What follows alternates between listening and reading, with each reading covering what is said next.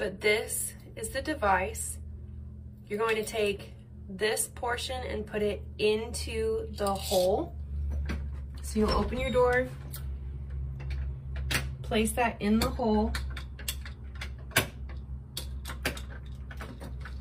and you'll watch your fingers while you close it.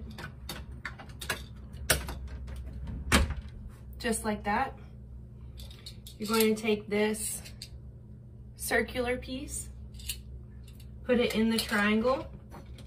You're gonna hold this piece right here and push the red triangle down.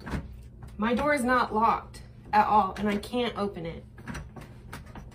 But now I can lock the bottom and lock the top for extra security.